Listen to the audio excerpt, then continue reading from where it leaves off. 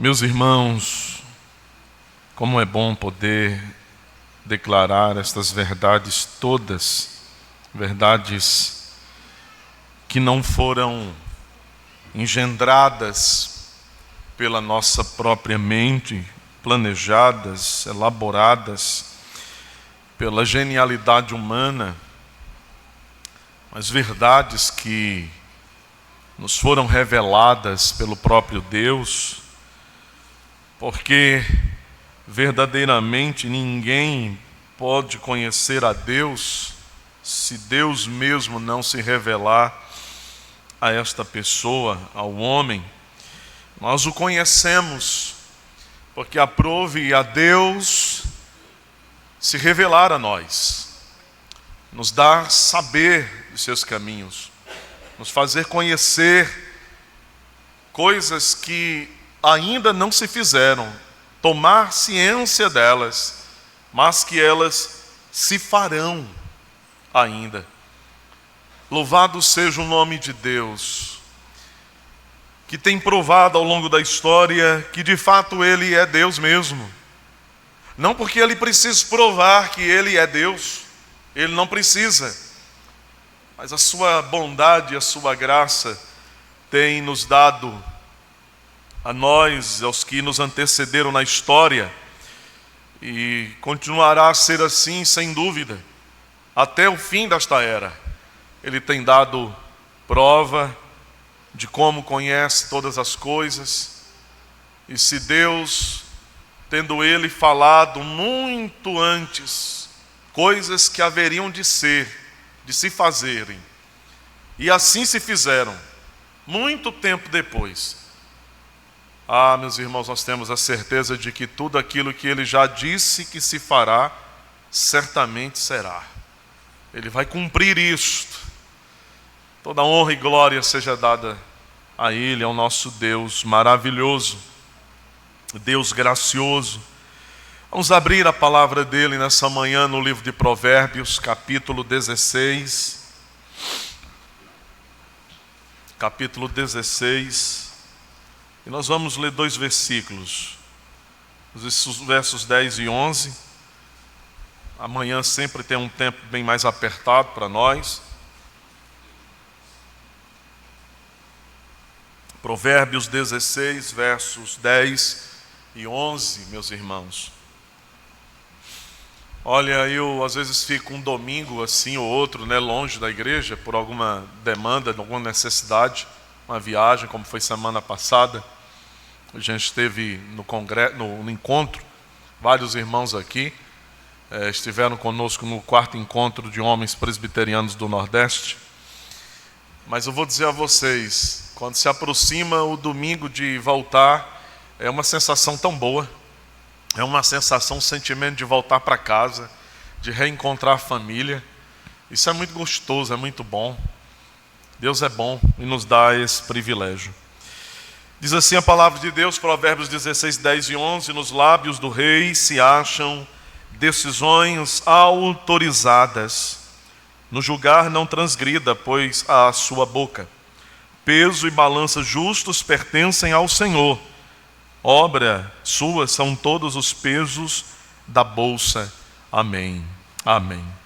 Princípios de sabedoria para as nações. Princípios de sabedoria para as nações. É sobre isto que nós queremos nessa manhã meditar, refletir, a partir desse texto que, lendo assim, rapidamente parece falar de coisa tão longe de nós, tão distante de nós, mas a verdade é que a palavra de Deus, tudo que ela diz, tudo que ela fala para o nosso coração, ela fala para o seu povo, ela fala para a igreja, e ela sempre fala algo que nós precisamos ouvir, que nós temos necessidade de ouvir.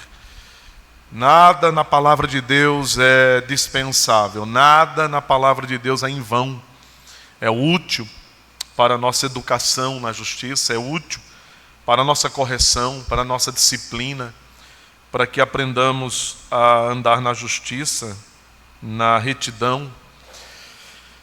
Meus irmãos, durante um tempo da história da humanidade, no mundo cristianizado especificamente, no mundo onde o cristianismo se tornou religião oficial, religião praticada abundantemente, durante um tempo sempre se pensou em governo, em nação, em Estado. De alguma forma, este pensamento esteve atrelado à religião, à ideia de Deus, e uma coisa não se podia ser pensada separada da outra, mas muito próximas, muito unidas, muito conectadas: Estado, governo, nação, a política das nações e a religião, a ideia de Deus. Mas as coisas mudaram ao longo do tempo, especialmente os impactos da Revolução Iluminista, os impactos de uma revolução industrial, a modernização. As coisas que eram do passado, de fato, ficaram atreladas, retidas no passado, e elas mudaram consideravelmente. Em certo sentido, e em alguma medida, nós podemos dizer que Deus foi completamente afastado de qualquer relação, de qualquer proximidade com a realidade humana, da sociedade organizada. Pelo menos este afastamento de Deus, do pensamento do governo, da política, das nações, estados, dessa estrutura mais elaborada politicamente, se deslocando daquela ideia mais medieval de monarquia para ideias mais republicanas, de governos mais democráticos, republicanos. Deus foi como que colocado para fora deste cenário, afastado e tirado de uma relação muito próxima com a realidade humana das sociedades. Pelo menos esta foi, ao que parece, a intenção muito forte daqueles que se ergueram como iluminados, daqueles que se ergueram no mundo como quem está trazendo ao mundo, aos homens, à sociedade, a luz, repelindo as trevas da religião que tanto influenciaram, de alguma forma, o pensamento e a vida social. Mas é certo, meus irmãos, que ainda que seja possível essa leitura um tanto mais histórica, social, antropológica da sociedade ocidental cristianizada, ainda que isto seja verdadeiro, ainda que isto se possa provar verdadeiro, é certo que esse desmonte da religião não conseguiu atingir plenamente seus objetivos. A igreja, ela permanece de pé, louvado seja Deus. A palavra de Deus permanece sendo as escrituras antigas, Antigo e Novo Testamento, dadas por Deus, por meio dos profetas, por meio dos apóstolos, ao povo dele, ao povo que tem fé em Deus.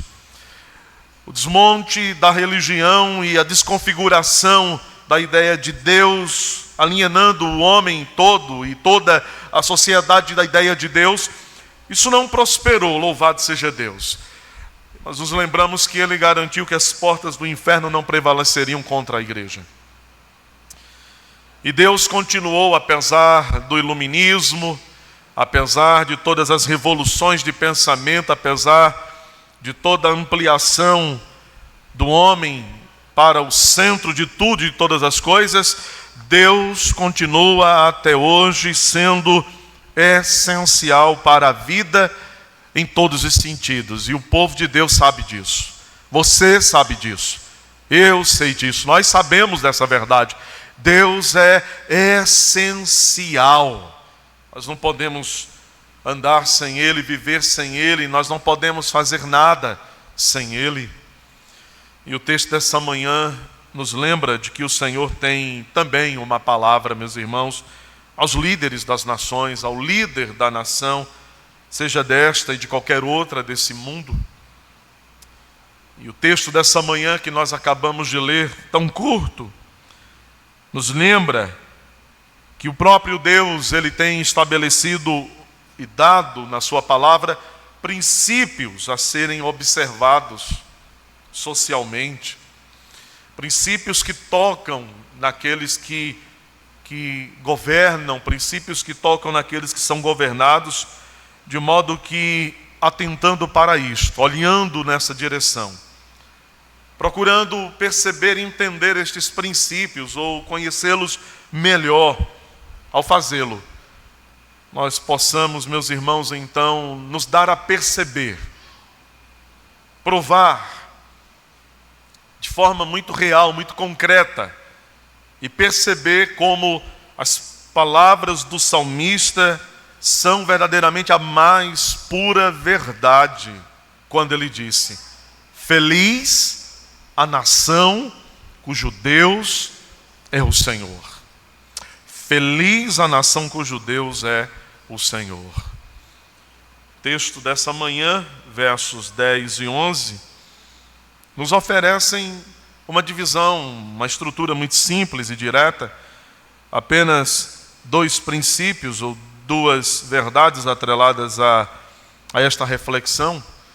Verso 10, a primeira, ele nos fala sobre a justiça no governo, ou o princípio de justiça, que deve ser real no exercício do governo da nação, no exercício do governo dos povos, das sociedades organizadas.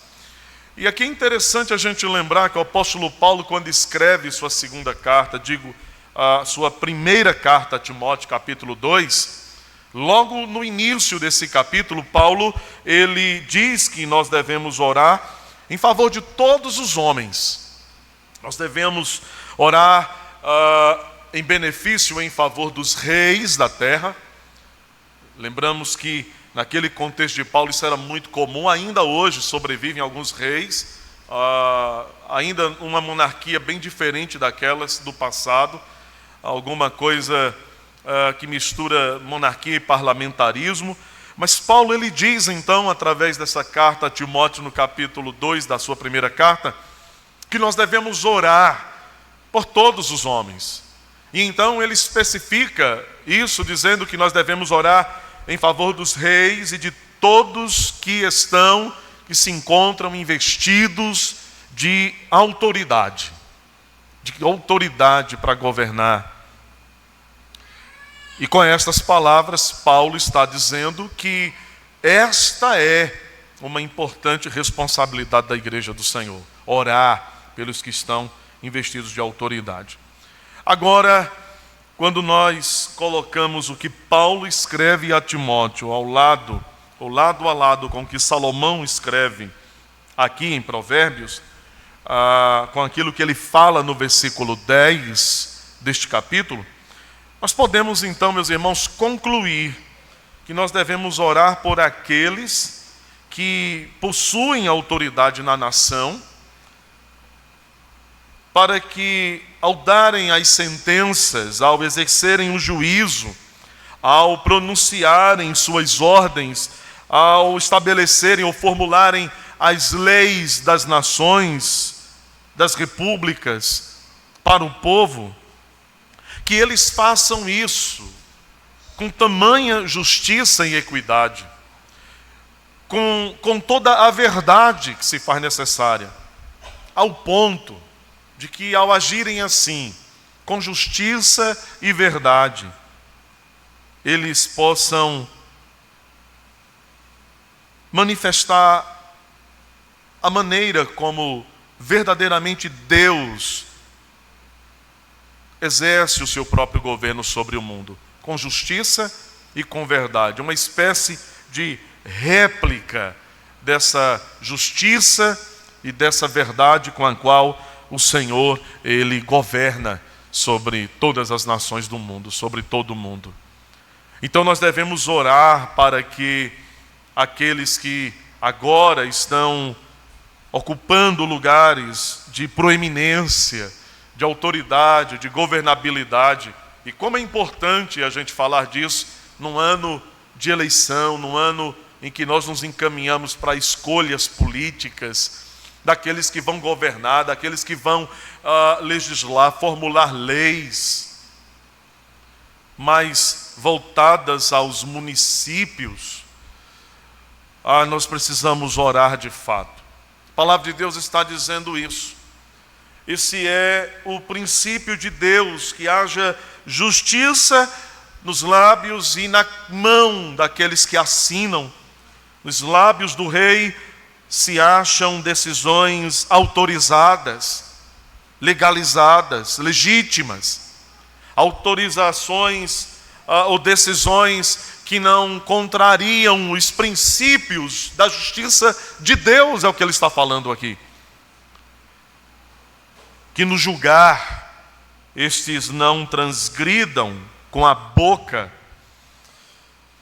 Meus irmãos, certamente sem muito trabalho, o rei, em cuja boca se acham as decisões legítimas, as decisões autorizadas, o rei que ao julgar, ao exercer o julgamento, ele está manifestando a retidão.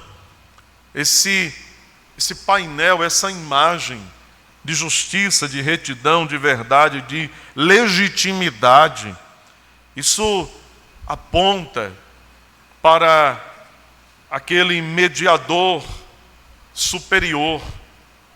Porque estes que agora governam, na linguagem de Salomão, nessa teologia de provérbios no Antigo Testamento, estes que devem com os lábios proferir o que é legítimo, autorizado, e que devem julgar sem transgredir com a boca, eles funcionam, eles exercem um papel, eles figuram aqui no cenário como mediadores entre Deus e o povo de Deus. Salomão está dentro de uma estrutura de monarquia. Ele é rei. Ele é como este mediador entre Deus e o povo que ele governa. Ele deve ser uma réplica de Deus governando seu povo. Ele deve ser uma imagem de Deus governando seu povo. Quando nós lemos a palavra de Deus, o Antigo Testamento, nós percebemos como Deus trata com tanta seriedade o exercício do reinado em Israel. Como ele chama os reis à responsabilidade. Como os reis tinham uma responsabilidade tão grande quanto a preservação do culto devido a Deus, não permitirem que a idolatria se alastrasse pelo território do povo de Deus. E nós vemos quantas vezes, ao contrário disso que era o devido, como os reis prevaricaram, como os reis sucumbiram em seu dever, como eles abandonaram o temor de Deus e, consequentemente, a nação caiu. Os postes ídolos foram levantados, o culto falso foi praticado, uma religião estranha, indevida, se estabeleceu ao ponto de parecer ser exatamente aquilo que era natural para o povo. Os reis deveriam temer ao Senhor, talvez um dos grandes nomes do reinado de Israel,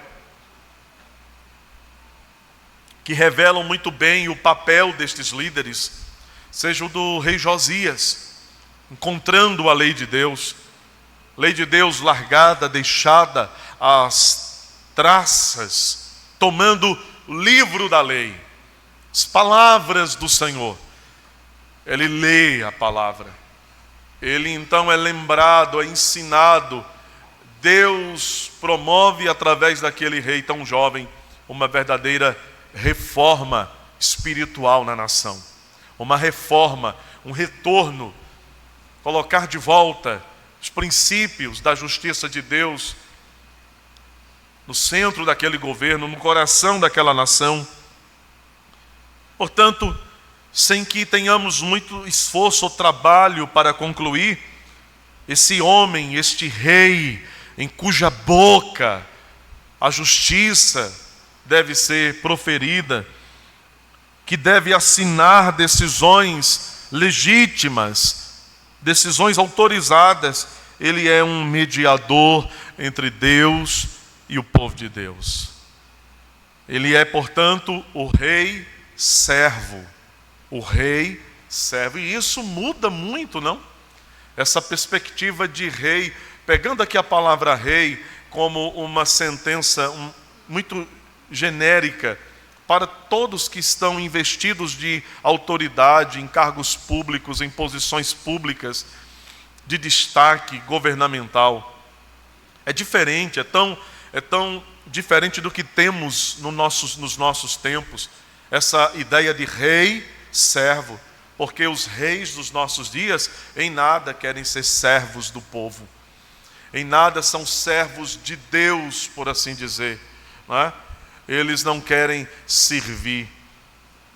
Quando a gente percebe o que as Escrituras ensinam sobre como Deus estabelece sua liderança na casa de Deus, ainda que Ele destaque alguns de nós para investir e dar a eles uma posição de certo destaque pelo exercício da liderança, do ofício, mas é nítido e é claro, e os que não compreendem isso certamente tomarão veredas de confusão e dificilmente escaparão delas, não entendendo que sermos líderes que exercem governo, liderança, este governo, esta liderança, ela tem sua natureza em seu coração serviço. Somos líderes servos, somos pastores servos, somos diáconos servos, somos presbíteros servos da igreja, servos de Deus, servos da igreja, porque seria uma grande contradição sermos líderes servos de Deus, não sendo servos do povo de Deus. Assim era o rei, servo de Deus, rei, servo de Deus, rei, servo da nação. Mas isso não parece delinear, não parece sublinhar, colocar de modo visível a realidade daqueles que lideram hoje. Da grande maioria esmagadora dos que se acham investidos de autoridade, de poder, diga-se de passagem, especialmente nas instâncias mais elevadas do exercício do governo. Eles são líderes, eles são reis, eles têm o poder, eles têm a sentença nos lábios, eles têm a caneta das sentenças, das decisões, mas eles não são servos absolutamente.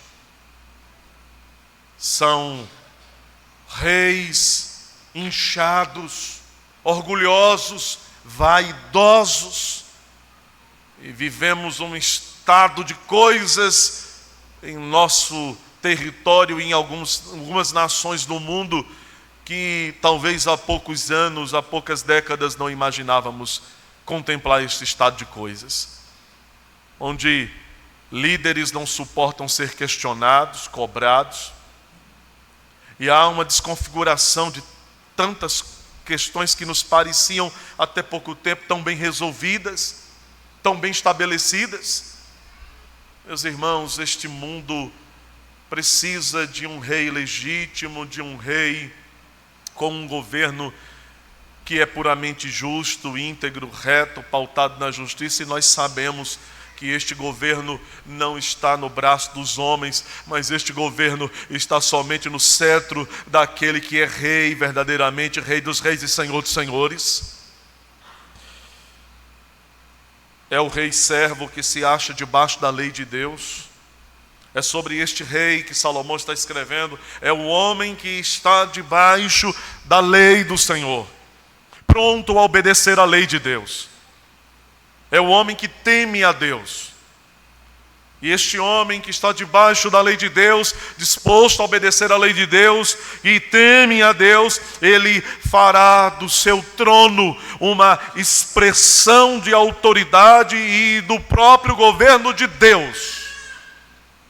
E assim, essa lição ela traspassa a instância civil, e ela ensina este princípio a nós, pastores do rebanho, presbíteros da casa de Deus.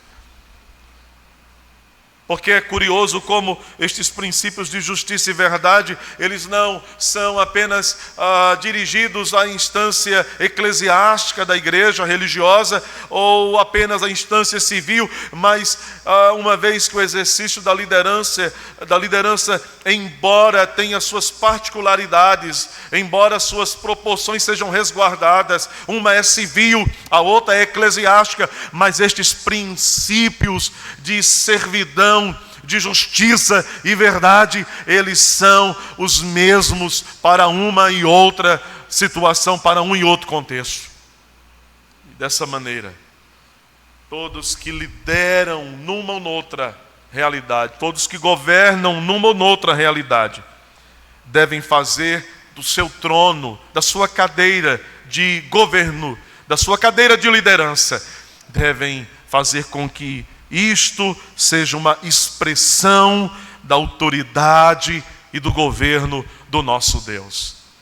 Era assim que Deus queria que o rei governasse, com a lei, com a palavra, com a verdade, com a justiça. É assim que Ele quer que lideremos a igreja, com a palavra, com a verdade, com a justiça. O que devemos fazer? Paulo diz, devemos orar por isso. Nessa teologia do Antigo Testamento, nessa teologia veterotestamentária, o rei que serve como mediador entre Deus e homens, entre Deus e povo, ele aponta, ele direciona os olhares, ele direciona os sentidos para o Messias que haveria de vir. O rei em Israel, o rei naquele tempo passado, deveria ser este mediador que assina, que decide com legitimidade, que julga com retidão, porque ele aponta para o Messias, para o rei servo que deve ser manifestado não muito tempo depois, e assim o foi. Por isso, e não menos que isso, este Messias é anunciado no Antigo Testamento como aquele que se assentaria exatamente no trono de Davi, no trono do rei Davi. Ele é um rebento, é o rebento de Jessé, é o broto de Jessé, é o filho de Davi, mas é também o Senhor de Davi. Disse o Senhor ao meu Senhor. O comentarista, ele diz que quando o rei não cumpria a sua função de fazer justiça, o Senhor o removia. E nós vemos isso, por exemplo, no caso de Saul.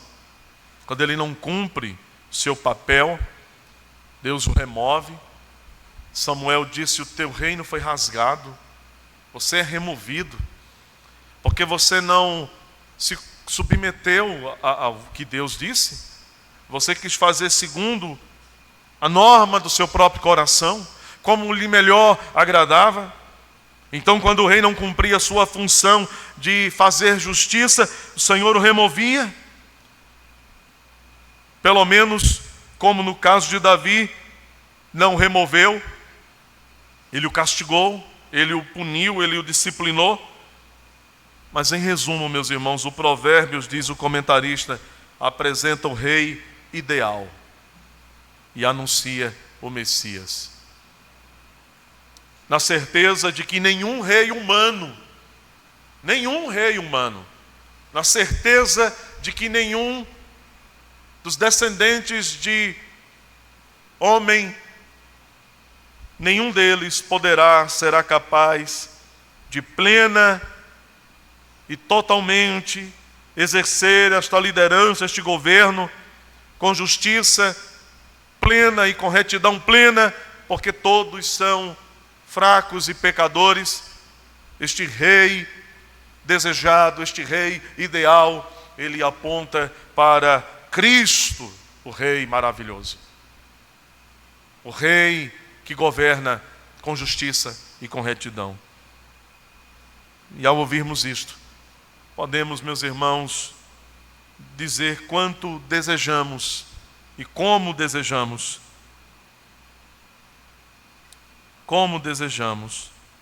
que isto seja assim.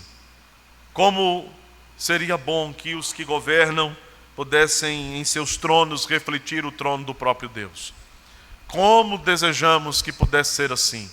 Que os que lideram a nação do mundo, as nações deste mundo, pudessem se ver como reis, servos, líderes servos, sempre debaixo dos princípios de justiça de Deus para as nações. E enquanto nós apenas suspiramos por isso, enquanto nós suspiramos por este ideal, enquanto nós gememos às vezes por não ver esta verdade plenificada, realizada em nossos dias, nós continuamos na expectativa e sabedores inabaláveis de que certamente virá o reino final. E é por isso que nós oramos: venha o teu reino, venha o teu reino. Nós sabemos que existe um rei, nós sabemos que ele já reina, e nós sabemos que o seu reino se fará plenamente muito em breve. Há um trecho de uma música que eu gosto muito, e acredito que alguns de vocês conheçam, do grande João Alexandre, grande músico, grande musicista. João Alexandre, ele escreve uma música cujo título é Brasil. Que música magnífica! Em um trecho dessa música, da letra, ele diz assim: homens com tanto poder e nenhum coração, gente que compra e que vende a moral da nação. Uma poesia que revela muito, não? Fala muito. E essa certamente, meus irmãos, não é uma realidade opaca, essa realidade descrita nesse trecho da música. Homens com tanto poder, nenhum coração, gente que compra e que vende a moral da nação. Esta não é uma verdade opaca, não é uma verdade nebliada, não é uma verdade encoberta, não é uma verdade imperceptível, não. Verdadeiramente, e para nossa tristeza, ela é uma realidade bastante viva, bastante colorida. Não só em nosso país, mas em muitos países do mundo, por que não dizer em todos eles, em um grau ou outro. Mas na mesma música tem um outro trecho, que é um refrão, e esse refrão é maravilhoso. E esse refrão da música do João é a resposta diante de toda a perplexidade que se pode experimentar à luz dessas coisas. Diante do quadro que tantas vezes parece tão difícil, que por vezes é tão doloroso, quadro doloroso, difícil, presente nas nações. E o refrão diz: Brasil. A gente poderia dizer América, Japão, China, Coreia do Norte, qualquer país. Ele é brasileiro, então ele canta: Brasil, olha para cima.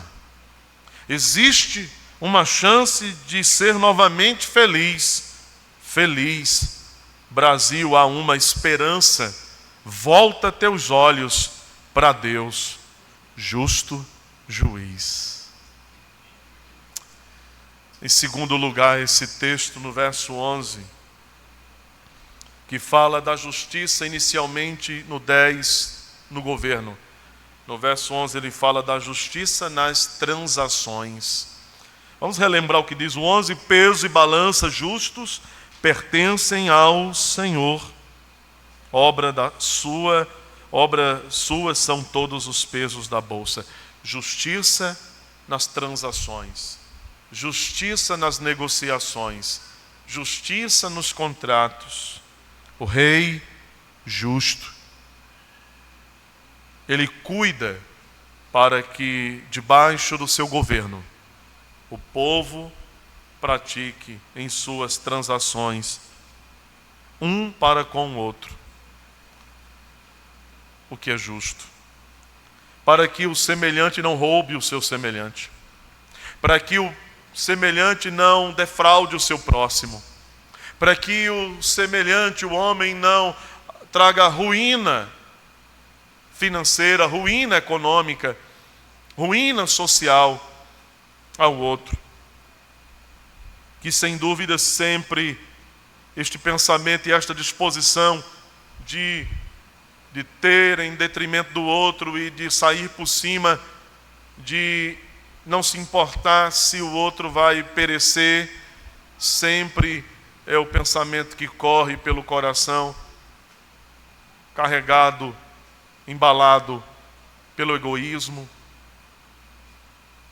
pelo egocentrismo.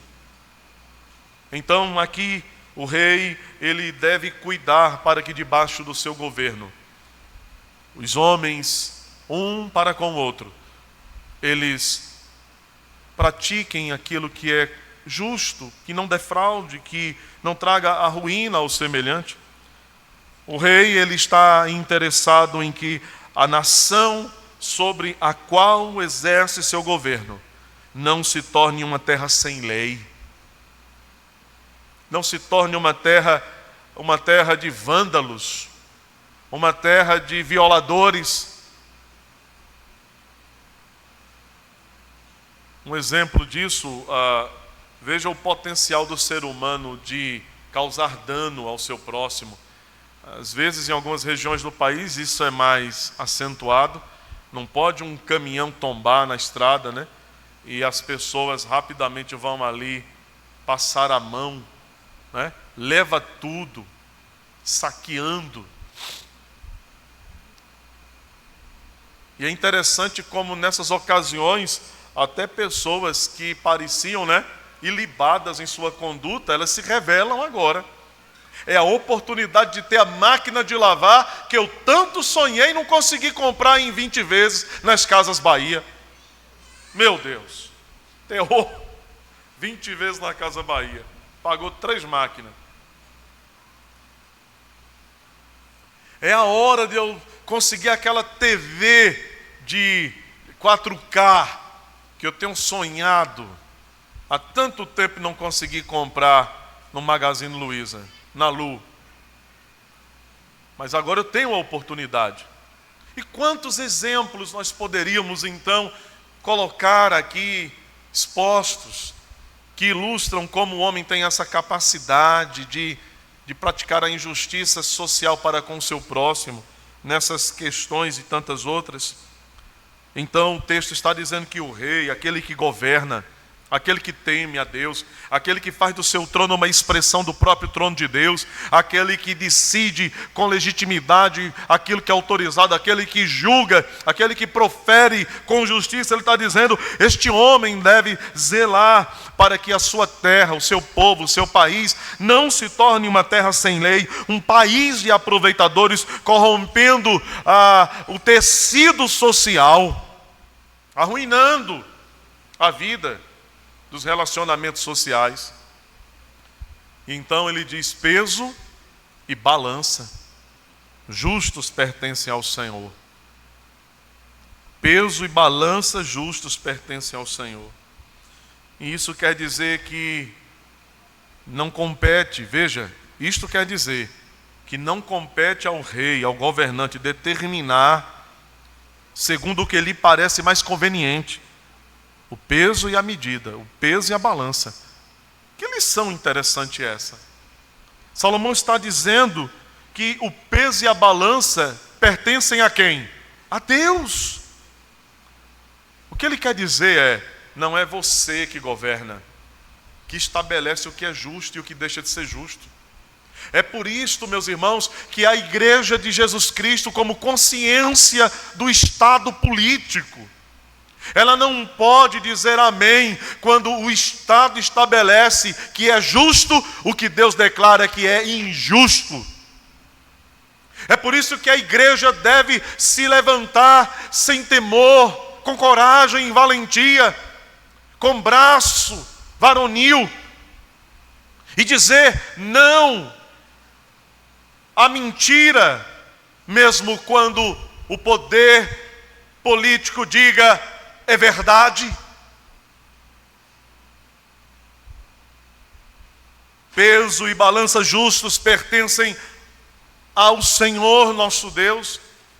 Não é o rei, não é o príncipe, não é o Congresso, não são os deputados e senadores e os presidentes das repúblicas deste mundo que têm o direito de determinar o peso e a balança. A palavra de Deus diz, neste texto, está dizendo que, portanto, os reis devem olhar para o céu e reconhecer que é de lá que o verdadeiro senhorio, que diz qual é o tamanho do peso, qual é o tamanho da balança que deve ser adotado pelos homens.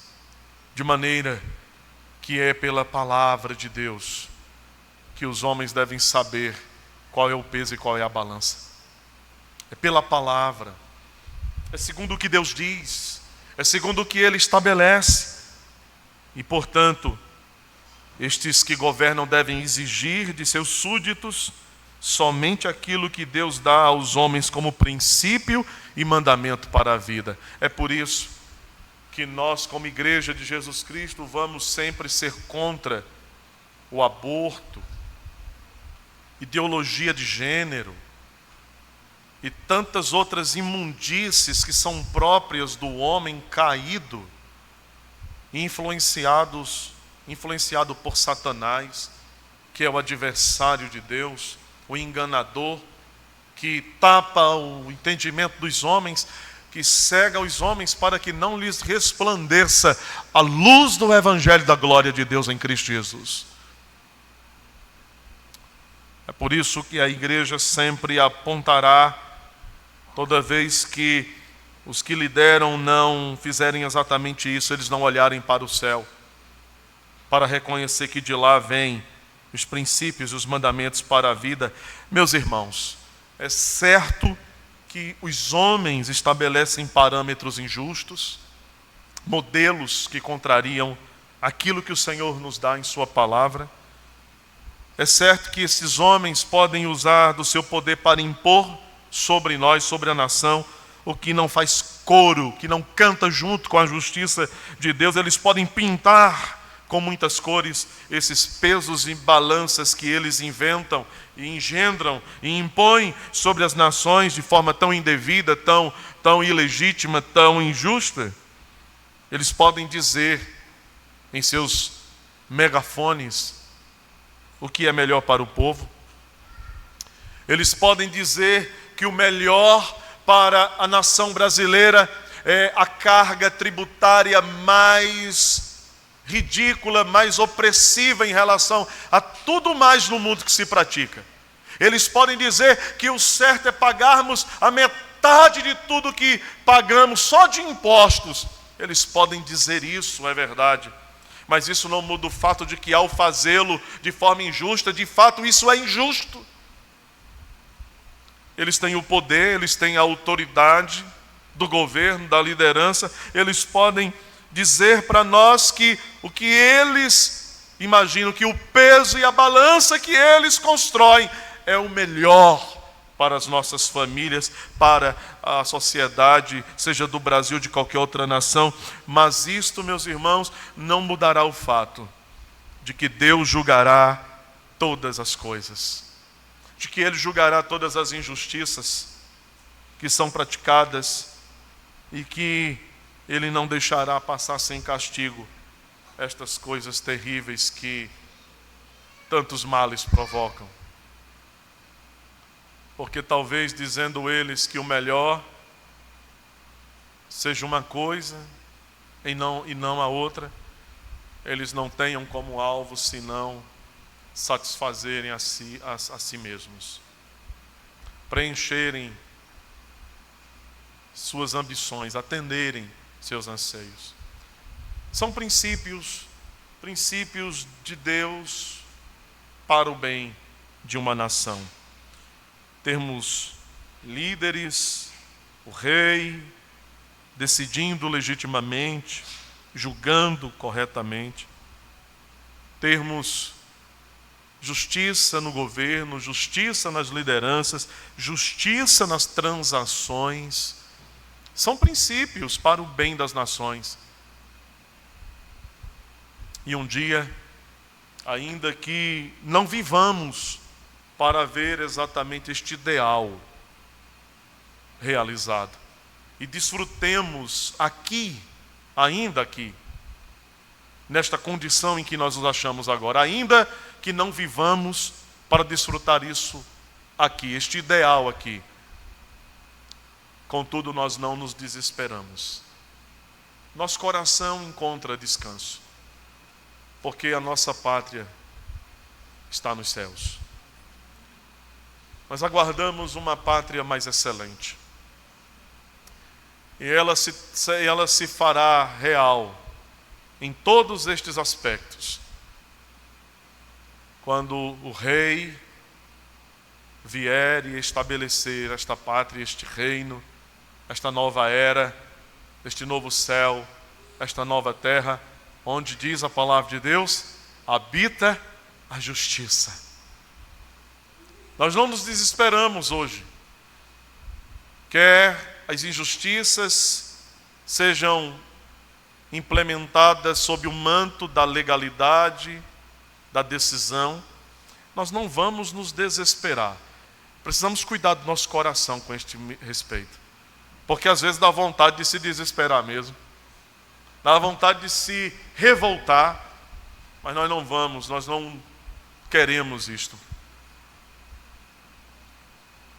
porque nós sabemos em quem nós cremos, nós sabemos qual é a natureza da nossa esperança, e em breve ela se fará palpável a nós, não apenas uma herança que reside na esperança, na expectativa, mas nós teremos os nossos pés nela. Para mim, eu acho que uma descrição mais tocante em termos de sentimento é quando João, ele falando de forma alegórica, figurativa, ele diz que a cidade na qual nós moraremos pela eternidade, ela é uma cidade com ruas de ouro, muros de pedra preciosa, portas que não se fecham. Não precisa, porque o que é impuro, imundo, injusto não entrará na cidade, porque a justiça do justo rei servo foi então estabelecida plenamente. Louvado seja o nome dele. Vamos orar. Você pode ficar em pé? Você ficou sentado tanto tempo, não é? Deixa eu dar um descanso para vocês agora. Nós vamos orar neste instante. Nós vamos orar pelo nosso irmão Felipe, esposo da Brisa. Brisa, faz assim, Brisa. São novos na igreja e o Felipe está internado. Falei com ele anteontem e ele está se tratando, está em Feira de Santana. E eu disse a ele, eu nem vou dizer o que é que você tem. Ele disse, não, pastor, pode dizer. É bom que os irmãos oram assim, consciente. Ele está com pneumonia. Não é isso mesmo, Brisa? Vamos orar pela saúde do Felipe. E logo, logo ele vai estar bom. Já está no caminho e logo, logo vai estar aqui. E eu tinha outra pessoa por quem orar e me esqueci agora quem era. Foi embora da minha mente. Está doente também. Está aqui o presbítero Paulo se recuperando também. Está dengoso. Né? E vamos orar nesta oração pela saúde desses irmãos, para que Deus os abençoe em nome de Jesus também. Querido Deus, muito obrigado por nos falar pela Tua palavra. Muito obrigado por nos visitar com a Tua graça nessa manhã, neste culto, desde o início. Que maravilha, Senhor, em cada cântico, em cada salmo, em cada oração, em cada momento deste culto. Que maravilha sem par.